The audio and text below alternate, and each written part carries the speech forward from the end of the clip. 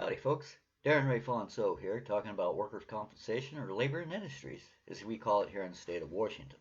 Today's topic is going to be about the boss. Actually, an old boss of mine from the Washington State AmeriCorps program, or actually it was United States AmeriCorps program, but I was in it in 1995. Was a lady who was running for United or Washington State state representative's position, where Marilyn Chase was at here, a Washington State Senator whose help I sought for our injured workers to get our needed minimum federal oversight talked about and put on the table, who she remained arrogantly silent about, her and her daughter, on our federal oversight issue for 5 years now. So they have pushed other issues at us that we keep losing on, like Med for All and I-1600 and whole Washington, all of which we keep losing on, yet nobody wants to get honest and tell us the truth about the minimum federal oversight. Even Senator Sanders, Bernie Sanders, and Patty Murray 5 years ago told us in a letter to OSHA, and Tom Perez all signed off on it, calling for the minimum federal oversight that I'm asking for and that other injured workers across America are asking for today. So yeah, it's frustrating because here 5 years later, the United States Congressional Research Service, which is a nonpartisan organization from both sides, got together and researched the injured workers issue and have also concluded that we need some minimum federal oversight for America's injured workers. And we have our federal government basically saying Washington State is one of 33 states that are failing America's injured workers. I'm frustrated as an injured worker here in America trying to get the truth told about the minimum federal oversight that I was told we need to stop a war on America's injured workers and the oppression from which it is being bestowed upon us through our healthcare needs by men with pens who harm us and then hide behind state med, tort, and work comp laws for the harm they do. Yet if the injured workers or their victims scream out, we are presented with criminal law. Two sets of laws in our land, one set for those who harm us with their pens, and then criminal law for those of us who scream out. I'm calling foul. I'm also calling foul because for the last year, I tried to get this former boss of mine, I'm calling her a boss lady, because she was a mentor of mine in the AmeriCorps program back in Yakima in 1995. And here is proof that I was in that. There's my name and my diploma and everything that we had. Signed by Sue Carstetter, which was friends with the lady who was running for office, which was one of my other bosses. They all were kind of my bosses during this AmeriCorps time. Shirley P. Sutton was one of my mentors in that program. And I really admired her and respected her and everything, where she had come from and where she had gone and what she was all about. And so that's why when I, here 25 years later, as I fought this war was injured workers war and tried to seek the help from my local Bernie crats, only to be shunned and shamed, and everybody to not want everyone to put their issue on the table, but pushing our issue off the table. It's quite frustrating to me that as I asked for her as a former employee of hers or employee of the state that she supervised as a boss type position in the AmeriCorps program. So a former boss lady of mine seems to want to run for Washington State office to be one of my state lawmakers, yet she doesn't want to help me as I call out the Washington State lawmakers in position already who won't, like Lillian Ortiz Self and Marilyn Chase when she was in. She's out now apparently. But when she was in, I wanted all them to speak up about this war on injured workers and our needed federal oversight, but none of them have. They've all remained arrogantly silent for 5 years. If I have begged for help now as an injured worker and a mental health patient in our community, for which CMAR had a duty to help me as well to get the truth told. And CMAR did help me with their frontline healthcare providers, and God bless them, for they are true heroes in this. But the management at CMAR doesn't want my story told, and neither does Ortiz Self, nor my former boss lady, who also used to be run one of our local colleges. Apparently, she became a college president of some kind, Shirley P. Sutton. And so I'm not sure what college she went on to run, but that's all great. But what are you doing? I worked at the University of Washington Shirley P. Sutton. I worked at the University of Washington, which is also a college in the state of Washington, and I got harmed and hurt, and I needed to get the fact that we're being harmed on the job and nobody's wanting to help us blow the whistle as we show that doctors are harming us instead of helping to heal us, and that's harming our mental health more and trying to basically harm our injured workers more than they're helping us. So it's frustrating to me as an injured worker in America today as I have a former boss lady, Shirley P. Sutton, running as a Berniecrat. And that was what caught my attention. I mean, I knew she was here locally, and I knew she was trying to speaking up a little bit in the Democratic Party. And at first I thought, boy, that is awesome. She knows me. She's going to know that I'm telling the truth. She's going to know that I fight for the poor people. She's going to know that I stand up for homeless folks because she and I helped to start like this a homeless task force, a homeless children's task force when I was part of the AmeriCorps program back in Yakima, which she brags about a little bit today. She also brags about these alternative high school program, which she had me working as a security guard at. During this AmeriCorps time. And I enjoyed doing it. I enjoyed giving myself to my community and to AmeriCorps and to the school district in any which way that I could back during that time. And I feel I am doing so today as I stand up and speak out and try to get the truth told, just like I tried to get the truth told about AmeriCorps back then, and Mrs. P. Sutton and Sue Carstetter and all the bosses back then, lady bosses, all decided they wanted me to hit the road and not the truth told about how AmeriCorps was costing us more and it was taking union jobs away to basically pay people welfare wages to do what they should have been union jobs doing. But I digress, and we're fast forward 25 years, and I'm still happy for AmeriCorps. It does do some good things for us. It does give some people some opportunities and allows them to meet others that will help them further on down their careers. Unless they're truth tellers like Darren Fonseau, then they would rather they all remain silent. And they conspire and they work against you as you try to live your life in this state and our communities and work to harm each other instead of stand up and speak the truth. And that's why it's frustrating to me as a former AmeriCorps member, alum, if you want to call it, alumni, when I have one of the former boss ladies, Shirley P. Sutton, running for Washington State Representative, and I begged for her help a year ago or maybe a year and a half ago to help me with this issue, and she totally ignored me and shunned me. And that is egregious to me because she was someone I looked up to who was supposed to be one of my mentors in that program. And like I say, I did look up to her. She'd crawled out of nothing and come up and made something out of her life. And I really looked at her as like an MLK or a John Lewis or who else? I had someone else. Oh, or JFK. She was right up there as a mentor like that to me, as someone who'd done something, come out of nowhere, and was making her way through our system here. And so, and as a black woman, I was really proud. I have to say that. But to now, when I come back 25 years later, crying to her after I spent 15 years at the University of Washington in the hospital bedside taking care of human beings. And that's where my back got harmed and hurt at. And when I speak out and tell them injured nurses at that hospital and other hospitals across Washington State and across our nation, and a lot of other employees aren't being taken care of on our non-catastrophic OJIs, we're being put through a war instead of people just taking care of us the way they should be.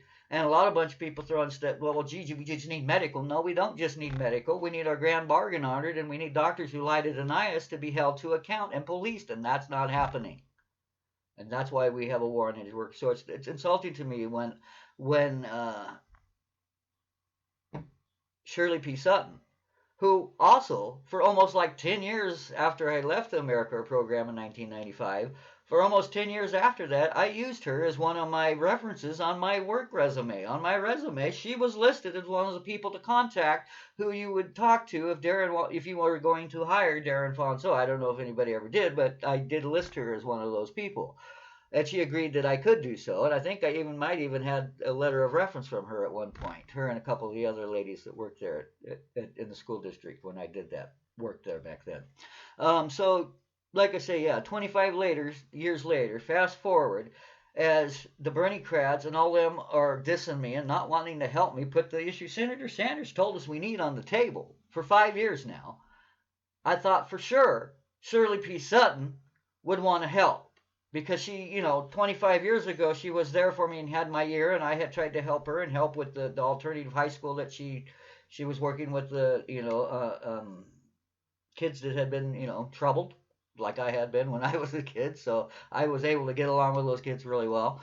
Um, but nonetheless, it's just I had looked up to this woman for 25 years. And she may not have known me and not even seen me, and I was in the shadows, and I didn't even know that she went on to be some college administrator here in Edmonds or wherever it is, or Linwood. I don't know where she became a college president at, and kudos to her for that.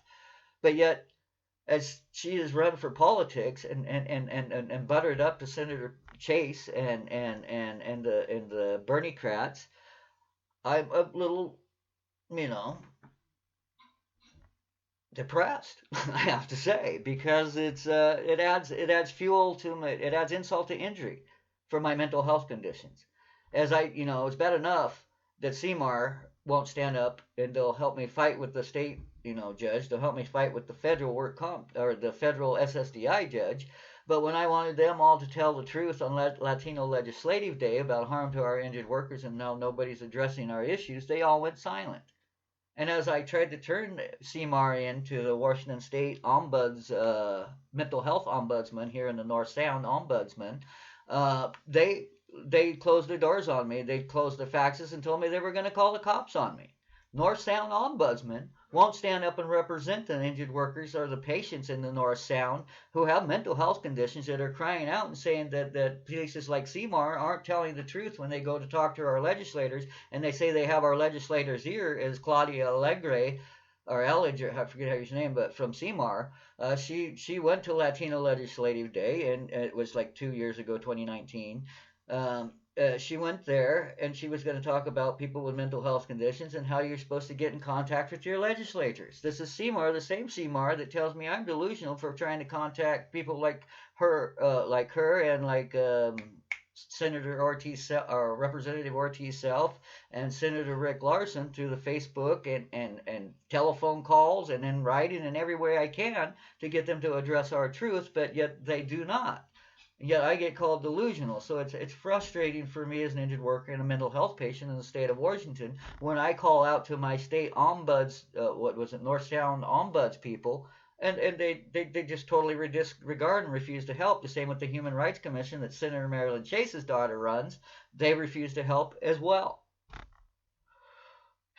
Anyways, I'm gonna leave it at that. It's a total betrayal by a boss lady, as far as I'm concerned, and one who I had the utmost regard and respect for as a human being, and as a woman of color who had gone through hell and had defied all the odds to make something of herself, and then now she still is running for public office on the fact that she stands up and fights for people who are homeless, for the poor folks, that for the renters, people who are having low wages and can't get rental properties and stuff like that. I'm for the poor. I'm for the infirm. Yet when I want her to stand up and speak up and tell us the truth about a war on injured workers and the federal oversight that we need not only here in Washington State but Alabama, where our injured workers are only getting $35,000 for an amputated body part, where the man in Georgia gets $750 for the same on-the-job injury,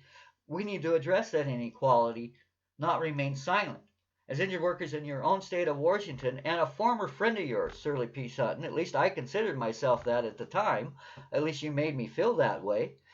So did Senator Marilyn Chase, though, as she dragged me along for a year and a half here as an injured worker in the state of Washington, as I cried out for help in this community to people to stand up and represent us with our needed federal oversight. Yet Senator Marilyn Chase and her daughter remained silent and then said, "Really, Darren?" Yes. Really, Senator Karen Chase and Senator Marilyn Chase and daughter, and now my old friend and old boss lady, Shirley P. Sutton, who was, like I say, used to. Are you still going to be a reference for me, Shirley P. Sutton? I want to know. Can I still use her as a reference on my resume? Not that I would, but it's egregious to me And it's a total betrayal at this point. When I have people who have actually worked with me, who know I'm a good human being, who know I try to make right the wrongs in our society and with our systems, yet you can't stand up and tell the truth about how that person in your community is also being harmed and also millions of others across our nation, Shirley P. Sutton, then I don't want you for state lawmaker or running one of my local colleges to tell you the truth. And I don't want you like with people like our revolution's Jason Call for Congress, telling me, gee, I was going to help Darren. You didn't help me, Jason Call. You drug me along just like Marilyn Chase did, and none of you want to get honest about the war on injured workers or any minimum federal oversight. I'm calling foul. And I'm calling, I'm saying to you, uh, Shirley P. Sutton, that your father, ma'am, is looking down upon you and rolling in his grave at this point. You're not representing the people that you came from. Not at all, ma'am. And I'm here to attest to that. For 25 years ago, you said you were standing up for my poor folk people and for injured type workers and people who only have GEDs who didn't make it through the college. That's why I was in the AmeriCorps program to start with. Never did complete it, never did get the degrees. But you know what I did, Shirley? I did go take some paralegal studies. I did learn about my Constitution. I did take Political Science 101, and I aced that class, ma'am. And I took business law as well, where I got a B minus. So I learned a little bit about our laws. I learned a little bit about our Constitution, and then even though I never did get the degree or never did finish anything with my legal studies, I went on to work at the University of Washington Medical Center as a healthcare aide at the bedside, as a patient care technician. I was awarded an award for being Employee of the Month because they wanted to, I quote, clone me as a worker and as a patient care technician. So it is egregious to me when the people who I've gone through this life with here in the state of Washington and was in the AmeriCorps program with today are running for public office, yet as they run for that public office, they're leaving my injured workers behind, and as they scream louder for a Medicare for All program that they know Section 801 of excludes my injured workers and leaves them behind. That was the whole reason people like Senator Sanders told us we needed the federal oversight for our injured workers in the first place, along with any other issues we have on our table. We don't tell the injured workers to go away with their issue while you all push your Med for All issue only or single payer whole Washington I-1600 issues. Only your issue, while telling us to go away with our issue, is harming injured workers in America today. And you people need to address that fact. You need to own up to that fact. And you need to say you're sorry to the injured workers of America. Shirley P. Sutton, Jason Call, and the whole Democratic left apparatus here in Washington State, and the Republicans as well. You have watched this shit go on for 5 years and laughed and remained silent. This is egregious when both sides represent the top and Alec Bisman, but not the injured workers as we cry out and scream to be helped at the bottom. I call foul. Thank you, and you know what? Good luck, Shirley P. Sutton, with your race, because I'd actually really love to see you win, because I'd like to be able to then say, gee, my former boss lady is a state representative. So more power to you, sister. I really do hope you win, but you know what I hope you do more than that, ma'am? Get honest with your maker and get honest with injured workers and tell the truth about the need of federal oversight and how our state is one of 33 states failing our injured workers, and how our state lawmakers don't want to get honest about that, or our federal lawmakers either, like Patty Murray and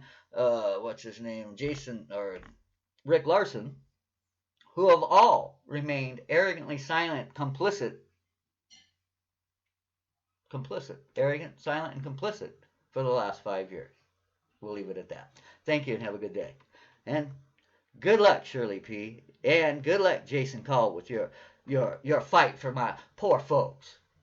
The poor folks that you say you're going to help as you spit in the eye of injured workers and pad your pocket with the Alec Bisman's money. Have a good day.